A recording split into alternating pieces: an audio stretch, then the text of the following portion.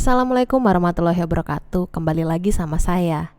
Nah, kali ini kita akan masuk ke course yang pertama atau ke bab yang pertama mengenai financial modeling. Kita akan membedah secara overview mengenai apa itu financial modeling, lalu kita akan membahas siapa yang menggunakan, apa keuntungannya, lalu tantangan-tantangan apa saja sih yang akan kita hadapi kalau kita menggunakan financial modeling.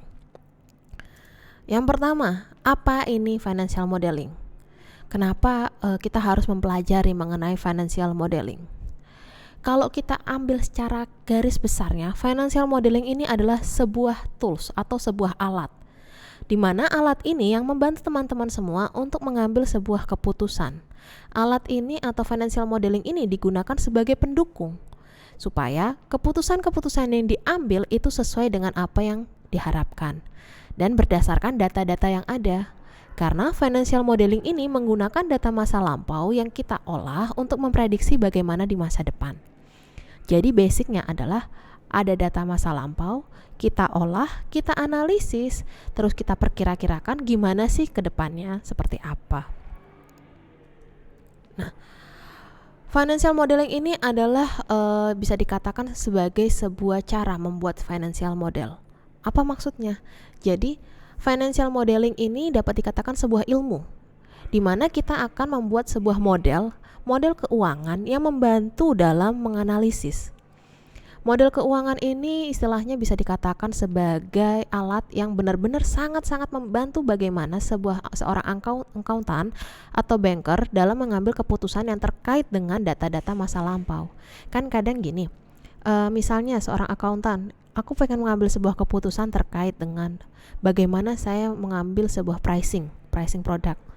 Nah, dengan adanya financial model ini, kita akan bisa memperkirakan bagaimana pertumbuhannya, bagaimana biaya-biaya yang harus diambil, dan apa saja yang harus dipenuhi. Jadi, financial model ini adalah sebuah alat yang benar-benar digunakan di semua sektor, dan itu sangat membantu kalian ketika mengambil sebuah keputusan terkait dengan keuangan. Bisa dikatakan juga financial modeling ini sebagai support di bagian manajemen. Karena manajemen kalau misalnya mau ngambil keputusan tanpa ada yang namanya data-data yang jelas, mereka juga tidak bisa mengambil keputusan dengan baik. Nah, financial modeling ini bisa dikatakan juga sebagai salah satu alat yang kalian gunakan untuk memprediksi, untuk forecasting. Gimana mereka menyelesaikan permasalahan-permasalahan yang ada dan permasalahan yang mungkin terjadi di masa depan.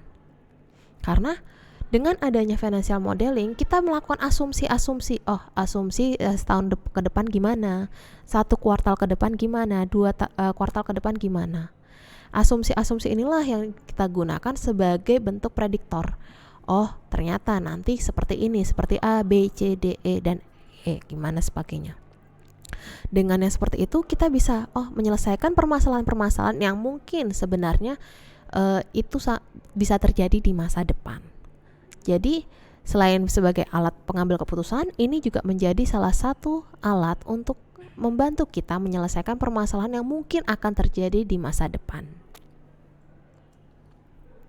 Nah, terkait dengan financial modeling ini ada banyak sekali kelebihannya atau keuntungannya. Tapi di sini kita akan bahas saja 5 keuntungan inti dari penggunaan financial modeling.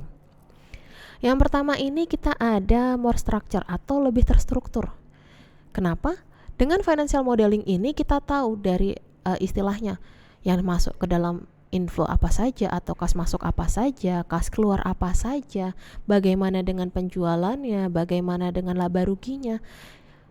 Dengan menggunakan financial modeling, strukturnya itu lebih jelas. Jadi ketika kita mengambil keputusan tentang A, ya strukturnya jelas, berarti yang digunakan seperti ini. Mengambil keputusan tentang valuasi seperti ini, mengambil keputusan tentang apa seperti ini.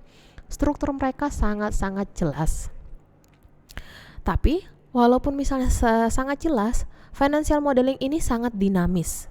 Jadi sangat-sangat membantu, yang artinya nanti kalau ada perubahan, kita bisa melakukan perubahan dengan keadaan-keadaan yang ada. Jadi walaupun terstruktur, mereka dinamis mengikuti keadaan. Nah, selain itu, dari financial modeling ini mereka akan mengkaitkan dengan berbagai variabel yang ada. Jadi kalau misalnya mempertimbangkan variabel yang ada, itu hasilnya akan lebih baik, lebih akurat. Jadi kita akan mempertimbangkan dari segi HRD-nya, mungkin akan mempertimbangkan dari produksinya seperti apa, perekonomian di luar seperti apa, itu juga diperhitungkan dari berbagai faktor. Sehingga hasilnya akan lebih bagus. Dan yang keempat, advantage-nya juga adalah forecasting. Dengan adanya financial modeling ini, kita bisa melakukan peramalan. Bagaimana meramalkan 1 kuartal ke depan kah, 2 kuartal ke depan seperti apa, 3 kuartal, dan seterusnya. Dengan adanya forecasting, setidaknya bisnis Anda atau perusahaan kamu akan lebih terarah daripada kalian tidak memiliki forecasting sama sekali. Dan yang terakhir ada skenario. Maksudnya gimana? Dengan financial modeling, kalian akan tahu, oke, kita ada plan A, plan B, plan C. Kita akan menghasilkan beberapa plan. Kalau misalnya plan A-nya nggak berhasil, kita bisa ke plan B. Plan B nggak berhasil, kita bisa ke plan C. Bahkan mungkin kita juga bisa melihat bagaimana sih skenario terburuk ketika ternyata plan-plan kita tidak berhasil sama sekali. Nah, itulah 5 keuntungan kalau teman-teman menggunakan financial model. Jadi, financial model ini sangat powerful sekali untuk membantu dalam keputusan dan bagaimana menyelesaikan permasalahan-permasalahan di masa depan.